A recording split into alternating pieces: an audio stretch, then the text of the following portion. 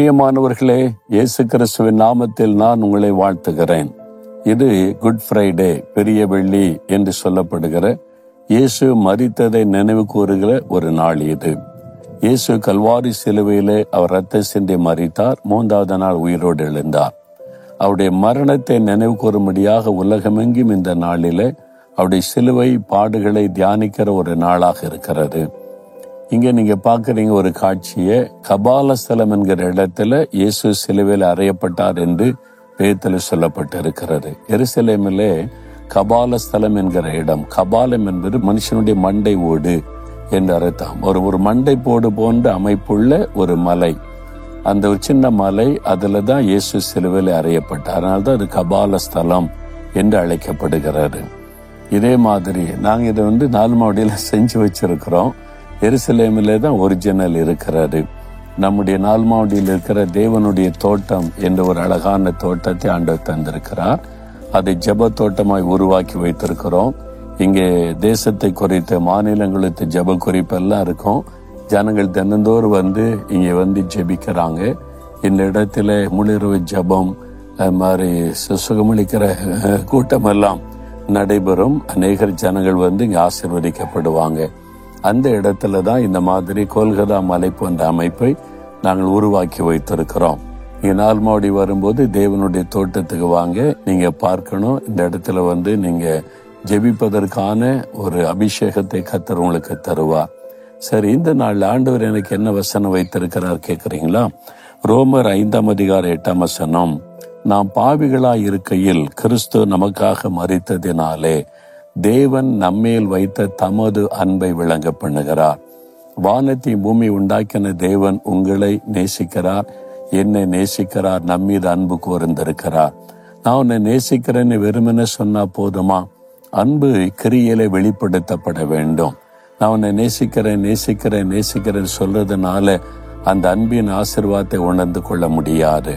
அந்த அன்பை வெளிப்படுத்த வேண்டும். பிதாவானவர் தேவன் நம்மீது வைத்த தம்முடைய அன்பை வெளிப்படுத்த தம்முடைய குமாரனாகிய இயேசுவை சிலுவையில் அறைவதற்கு ஒப்பு கொடுத்தார். அதனால்தான் கிறிஸ்து நமக்காக மரித்ததினாலே, உங்களுக்காக எனக்காக சிலுவையிலே மரித்தார். உங்களுக்காக இயேசு சிலுவையிலே மரித்தார். எனக்காக எதுக்கு மரிக்கணும் அப்படின்னு நினைக்கிறீங்களா? உங்களுக்கு தேவையான முக்கியமான சகல ஆசீர்வாதங்களும் இயேசு சிலுவையிலே மரித்தார்ல அந்த சிலுவை மரணத்துக்குள்ள அடங்கி இருக்கிறது. அது எப்படின்னு நினைக்கிறீங்களா? ஒரு 4 வசனத்தை உங்களுக்கு சுட்டி காண்பிக்கிறேன். அதை வைத்து செபிங்க. இன்றைக்கு உங்க வாழ்க்கையில் அற்புதம் நடக்கும். வேத புஸ்தகத்துல 1 பேதுரு 2:24 வசனத்துல இயேசு கிறிஸ்து நம்முடைய பாவங்களை தம்முடைய சரீரத்தில் ஏற்றுக்கொண்டு சிலுவையின் மீது சுமந்தார் என்று எழுதப்பட்டிருக்கிறது. அப்ப நம்முடைய பாவத்தை தான் அவர் சிலுவை சுமந்து கொண்டு செல்லும் பொழுது நம்முடைய அக்கிரமங்களை தன் மீது ஏற்றுக்கொண்டு அதை சுமந்து முடித்தார். ஏன்?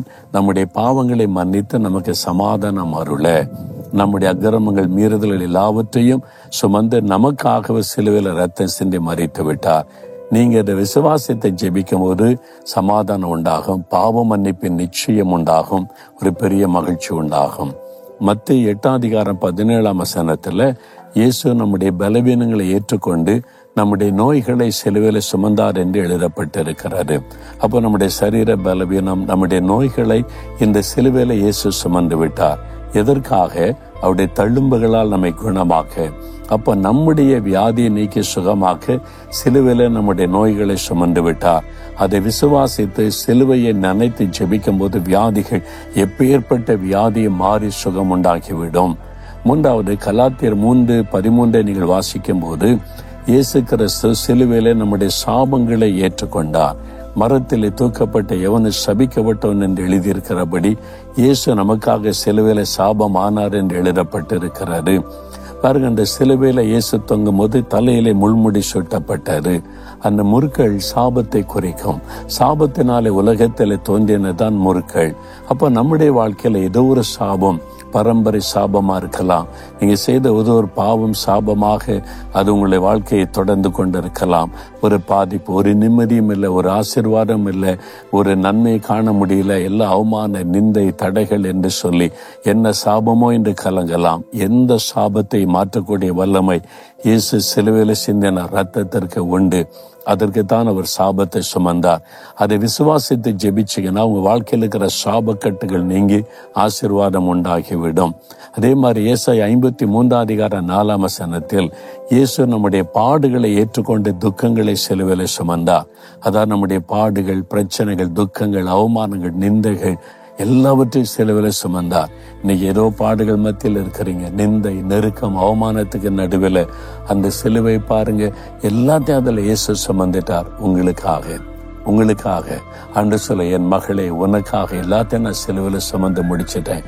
என் மகனே உனக்காக சிலுவையில எல்லாத்தையும் சுமந்து முடிச்சிட்டேன். உன்னை ஆசீர்வதிக்க, உனக்கு நன்மை செய்ய நீ பயப்படாதுன்னு சொல்றார்.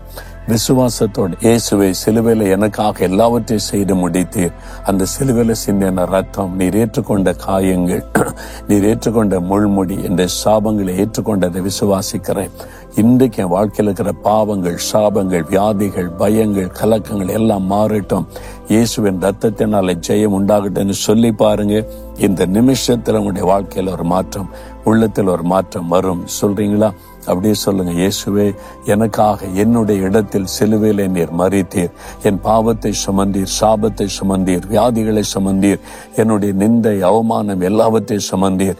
இப்பொழுது என் வாழ்க்கையில் ஒரு அற்புதம் நடக்கணும். அந்த கல்வாரியின் ரத்தம், சிலுவையின் ரத்தத்தின் வல்லமை எனக்குள் இறங்கட்டும். அந்த ரத்தத்தின் வல்லமினால் விடுதலை எனக்கு உண்டாகட்டும், ஆசீர்வாதம் உண்டாகட்டும். இயேசு கிறிஸ்துவின் நாமத்தில் ஜெபிக்கிறேன். ஆமேன், ஆமேன்.